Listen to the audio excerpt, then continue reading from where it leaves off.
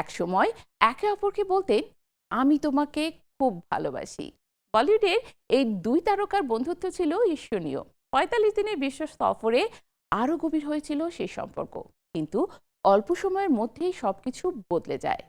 কি এমন ঘটেছিল যার পর আর আগের মতো দেখা যায়নি তাদের? সেই অজানা অধ্যায়ের গল্পই আজও আলোচনায়।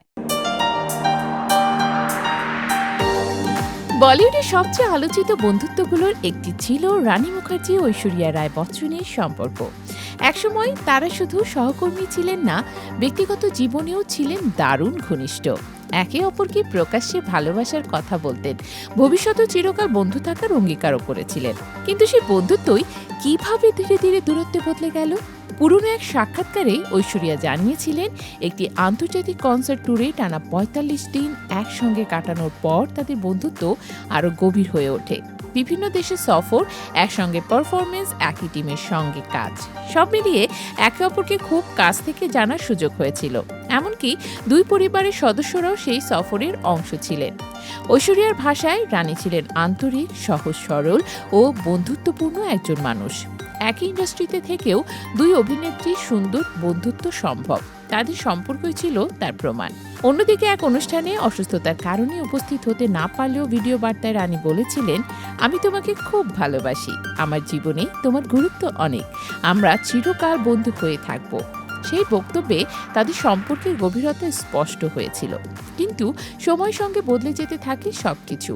বলিউডে দীর্ঘদিন ধরে প্রচলিত তথ্য অনুযায়ী ২০০৩ সালে চলতে চলতে সিনেমার প্রথমে শাহরুখ খানের বিপরীতে ঐশ্বরিয়াকেই নেওয়া হয়েছিল। শুটিংও শুরু হয়েছিল। পরে নানা জটিল পরিস্থিতির কারণেই তিনি সিনেমাটি থেকে সরে দাঁড়ান এবং সব জায়গায় কাস্ট করা হয় রানী মুখার্জিকে। পরে নানা জটিল পরিস্থিতির কারণে তিনি সিনেমাটি থেকে সরে দাঁড়ান এবং তার জায়গায় কাস্ট করা হয় রানী মুখার্জিকে। এরপর থেকেই দুই অভিনেত্রীর সম্পর্কে দূরত্ব তৈরি হয় বলে বিভিন্ন প্রতিবেদনে উল্লেখ করা হয়েছে। আরও একটি গুঞ্জন ছিল, অভিষেক বচ্চনের সঙ্গে ঐশ্বরিয়ার বিয়ের পর রানীকে আমন্ত্রণ জানানো হয়নি। যদিও এইসব বিষয় নিয়ে দুই অভিনেত্রী কখনোই প্রকাশ্যে তেমন বিতর্কে জড়াননি। এক সাক্ষাৎকারে রানী বলেছিলেন, আমার পক্ষ থেকে কোনো সমস্যা নেই, ওই আমার সঙ্গে কথা বলা বন্ধ করে দিয়েছে, তবে আশা করি একদিন দেখা হলে সব ঠিক হয়ে যাবে। কিন্তু সেই দিন আর আসেনি। বছরের পর বছর কেটে গেলেও তাদের সম্পর্ক আগের জায়গায় ফেরেনি। একসময় যে দুই তারকার বন্ধুত্ব বলিউডে উদাহরণ হিসেবে তুলে ধরা হতো, আর সেটি ইন্ডাস্ট্রির সবচেয়ে আলোচিত দূরত্বের গল্পগুলোর একটি।